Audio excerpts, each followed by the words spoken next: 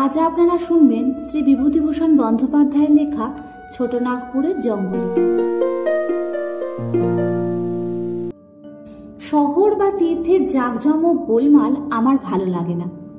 আমি চিরদিন নির্জন ভালোবাসি, তাই পাহাড়, নদী, বন জঙ্গল দেখে বেড়াই। বনে জঙ্গলে ভগবানের সৃষ্টির কি সৌন্দর্যই না দেখি। 1949 সালের নভেম্বর মাস, আমি তখন ঘাটশিলায়। ছোটনাগপুরের জঙ্গল দেখবার স্বাদ হলো। মিস্টার সর্দার সিংহ রাজি হলেন। আর দেরি নয়, দুজনে বেলা 3টার ট্রেনে ঘাটশিলা ছেড়ে চক্রধরপুরে এলুম।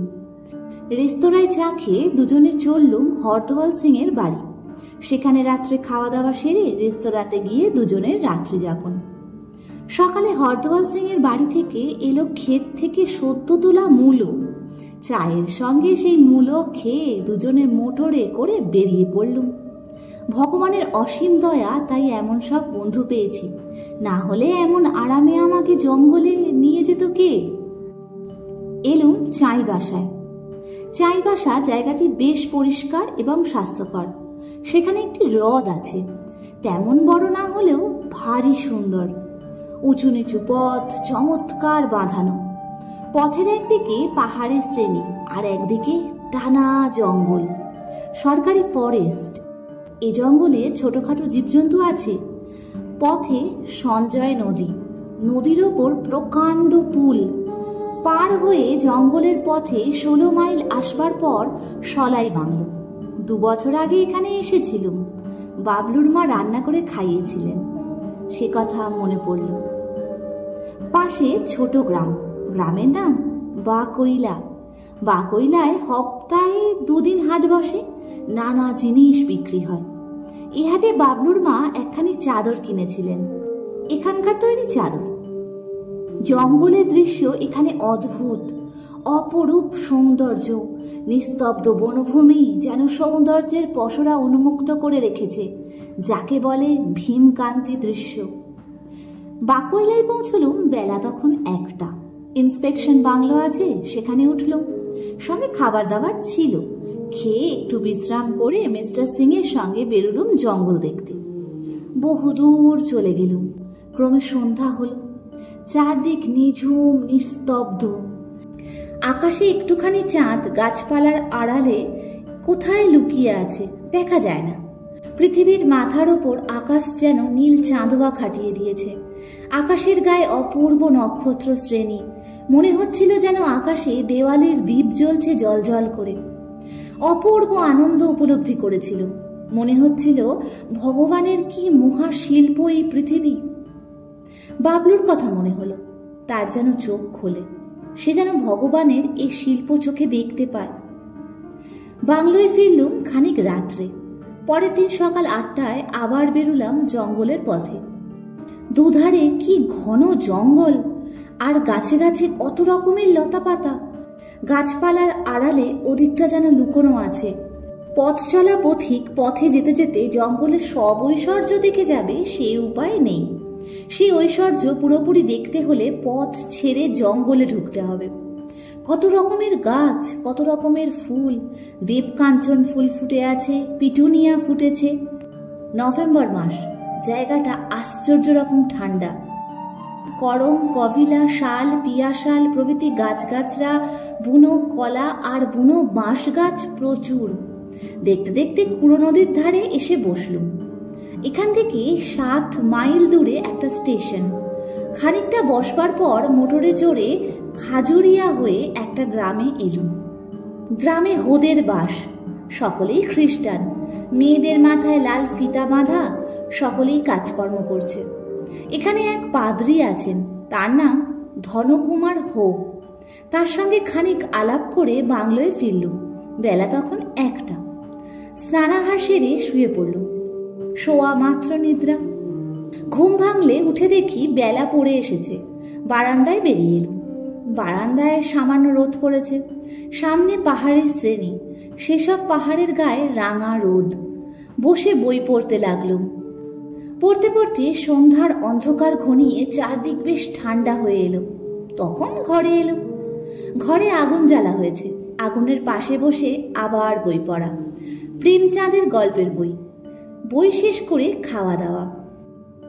তারপর অনেক রাত্রে ঘরের বাইরে বারান্দায় এসে দেখি বনের কি শোভা। আকাশে অসংখ্য তারা জ্বলজ্বল করছে। তারার ঝিকিমিকি আলোয় নিস্তব্ধ বনভূমি দেখাচ্ছে যেন স্বপ্ন দিয়ে ঘেরা। আর কোনো কথা নয়, মন কেবলই বলে ভগবানের কি অপূর্ব সৃষ্টি। বিকেলে মিস্টার সিং এর সঙ্গে গোইলকেরা গ্রামে বেড়াতে বেরোলুম। ঘুরে ঘুরে সব দেখে গ্রামের পিছনে একটা ডুংরির উপরে উঠে বসলুম। সূর্য তখন অস্ত যাচ্ছে। কি চমৎকার দেখাচ্ছিল। এমনই সুন্দর জায়গা আর এমনই সুন্দর দৃশ্যের ছবি কত কল্পনা করেছি, কিন্তু কল্পনায় এই দৃশ্য কোনো দিন ধরতে পারিনি। ভগবান আজ সে ছবি আমার চোখের সামনে ফুটিয়ে তুললেন।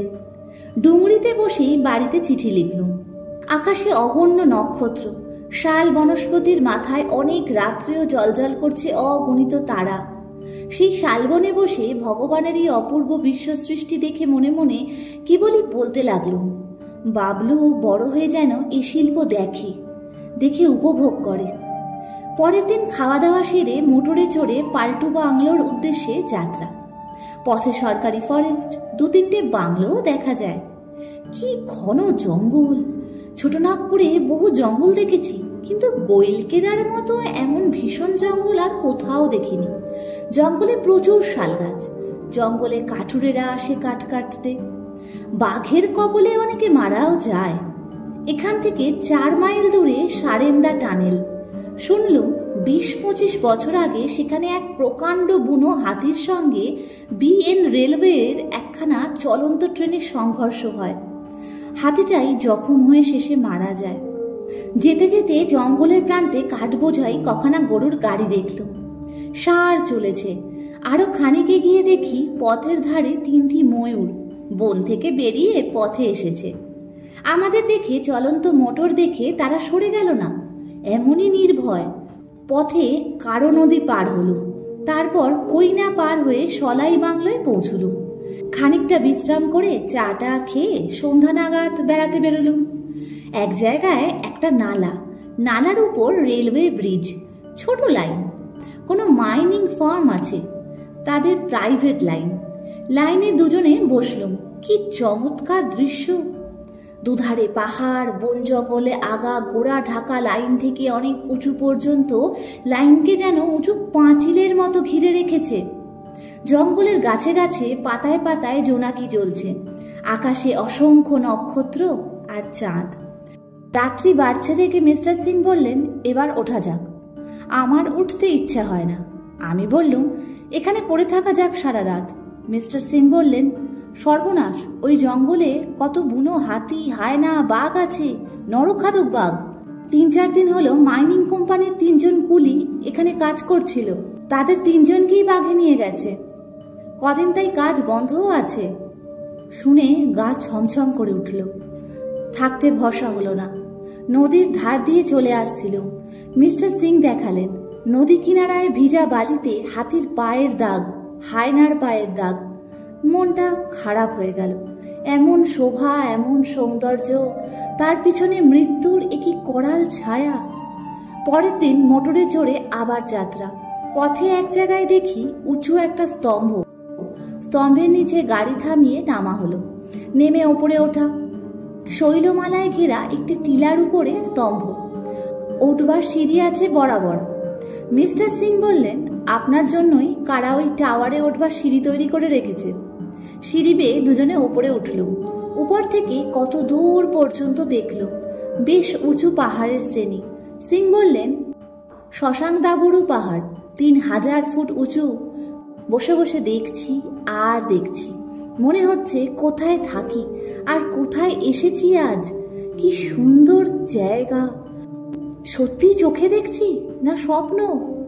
ক্রমে চাঁদ উঠল। আকাশের পটে রাশি রাশি নক্ষত্র। ভয় হলো বিরাটত্বের রূপ দেখে। নিচে লৌহ প্রাচীরের মতো শৈলমালা, ঘন অরণ্য, মাথার উপর অগণ্য সূর্যচন্দ্র গ্রহ তারা। বিশ্বরূপের বিরাটত্ব বেশ ভালো করেই উপলব্ধি করলুম। মনে মনে ভাবলুম, তোমারই রূপ দেখার সুবিধা আর সৌভাগ্য বাবলু যেন পায়। হে ভগবান! যদি গল্পটি ভালো লাগে তাহলে লাইক আর কমেন্ট করবেন, আর চ্যানেলটিকে সাবস্ক্রাইব করে বেল আইকনটিকে প্রেস করে দেবেন নতুন নতুন গল্পের নোটিফিকেশন পাওয়ার জন্য।